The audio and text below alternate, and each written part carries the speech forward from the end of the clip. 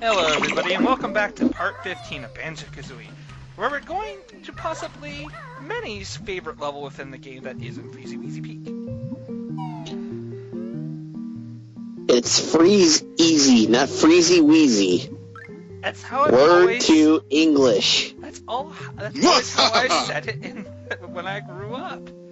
As a kid, I didn't know how to read correctly. I still don't. Okay, too much information. Sorry, dyslexia is a bitch. You should know that. Well, anyway, I actually had the VHS in this game. It's DM. which is why we managed to get past these goblins by, what was it again?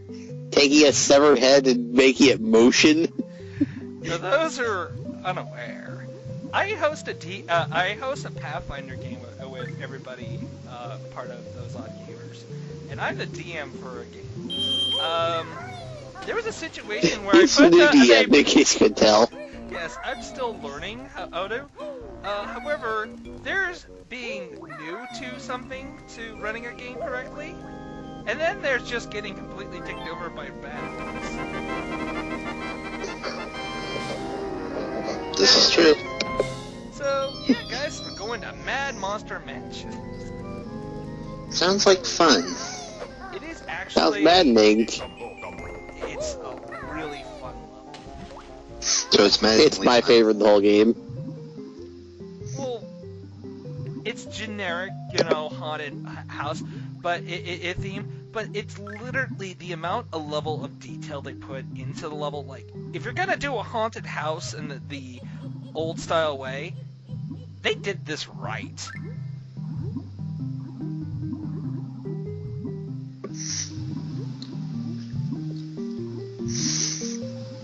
Speaking of, like haunted houses and stuff, has any of you guys' communities ever made haunted houses to go through during Halloween? Yes. Yeah. Around here there's the good one, and then there's, the one that has a dog. No, the one that keeps changing its name to be closer to the other one so that the cops will get called to the wrong one. That sounds terrible. It is. I live in such a rural area that there's a haunted house being made. There's only one, and everybody knows about it. They also know it's haunted because it got built there to be one. It used to be a firehouse. Ooh.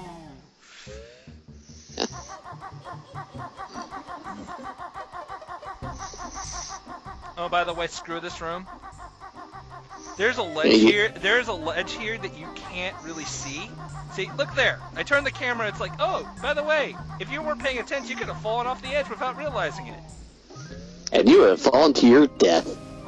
Because Grunty thought building her lair in the area of an active volcano was a good idea. It's working out so far. Generic, yes, but it works. Exactly. Oh, and I made a slight mistake here. Something you want to do every single time when you enter this area is there is a gate nearby you need to go knock down as Banjo Kazooie, and then return here after you've visited Mumbo Jumbo. Do they still have a villain from the Mario Brothers games there? I'm sorry? The giant tombstone. It's a joke. Yeah, even that one flew over my head. Yeah. I apologize. We do see nuts and bolts littered all over the place, though. Eh. So let's vandalize this home. How about it? Well, it's a haunted house, so it's gotta have the good loot in it. Oh no! It's blood. I hope it's not Chris's blood. Ghost. Yeah. Luckily, these are ghosts you can actually kill in this game. Thank you, invincibility on demand. Well, anyway, as I was saying earlier, I actually had the VHS that was promoting this game. They kind of sent it out to a bunch of people. Was this like a level that was showcased in it? They showed everything. They showed what all the levels were. Not every detail within them, just a brief little summary of each one. Didn't show off the fact there was a quiz, didn't show off the fact that there was what the actual final boss is like, except for like the first hit. So yeah, it showed off the levels without showing off spoiler, Gruntilda's the final boss. I didn't say she was the final boss, I just said they showed the final boss. I know, but who else really are you expecting? The Spanish Inquisition? To be fair, nobody expects the Spanish Inquisition. They are stealthy bastards. That's why you always expect them. Not stealthy as Gray Fox when she... Yeah. But not as stealthy as Gray Fox, who... What did she do again? Oh, that's right. Sneak up behind the werewolf to backstab him to death, which then caused the fire devil to come out and blow himself up. Yes, I sent a bomber demon after them. And when I say bomber demon, I literally mean it was a devilish creature that was resistant to fire and threw alchemy bombs at the party. Alchemist fire. However, it blew itself up by a critical failure. It did. A critical fail. The bomb went off in his hand, and I did a roll to see whether or not all the other bombs also went off on his person. They all blew up. And while it didn't kill him, because he was resistant to fire, it did enough damage that the party was just able to, like, you know, knock him over with one hit. Or sneeze. You know, something. Stupid rolls. Oh, hey, I still managed to throw my scythe into a wall. Need to come back to this room later. We have to come back to both rooms on this floor later. Yeah. The empty honeycomb pieces to in a narrow passageway. You need to be smaller to get to it. Guess what we're gonna do? Visit Mumbo, but what will he turn us into? Nothing you Any ever. rats? No.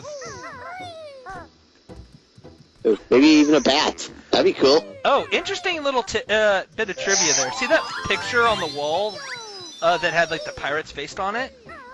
You get to see him in Banjo Kazooie. He's an actual character.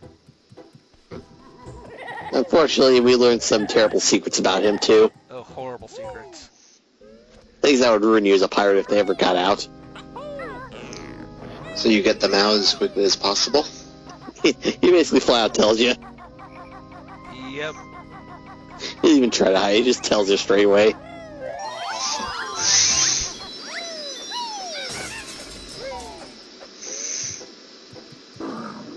Actually, I remember back when I was a kid, this was the level that stumped me the most. I didn't realize you could break open the windows for extra hidden rooms. Yeah. Well, this level is pretty fair about the windows. I mean, you could tell which ones could be smashed. Well, you can tell that. Looking at them. No, honestly, I looked at them and I didn't think they'd be smashed. I knew that some of them were different because ones had like lights coming out of them, but not smashed. But that's still fair though. You can visually look at them and say, "Okay, I can break that one." Yeah. However, in the next level, that one is clearly unfair. Yes. Oh yeah, this is Napper. You actually need to not touch the floor, the floor, or else this guy wakes up and you can't get the Jiggy inside of him. Yeah, he'll wake up and just push you away. Yeah, he doesn't even attack you. He's just like, "Yeah, I'm here. What about it?" I'm here. What you gonna do about it? Kind of a weak enemy overall. His whole purpose is just to sit there. Doesn't even attack you. Yep. He was probably lonely. To be fair, if you're told to sit in a room that's slightly too big for you, and all your goal is to just sit on your ass all day, you'd get bored too, wouldn't you? Mm-hmm.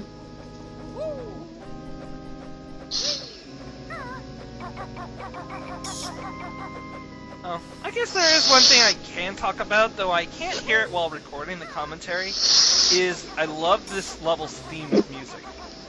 Yeah. It's really good. It's a bit generic, on the house sounding, but it's still great. It's the reason why it's such a well-loved level by me. Mm-hmm. And again, it's the music itself translates into other areas, like when in this basement. The music has the same kind of melody, but the sound, the notes that are played, they sound different. It just really is really good. I love it. Helps set mood. Yeah. So did those barrels throw you off at first as well? Yeah, I'm pretty sure it did. Though I'm pretty sure sooner or later I started just using the Beak Buster move on everything and anything just to see what I could find. It's literally also, one of those games I played that much. Yeah. Also, one of those barrels is supposed to have a metal X on it, and if you have Banjo Kazooie or Nuts and Bolts, you can walk into it to find another one of the secret eggs. Yeah, but I don't care. I really don't care.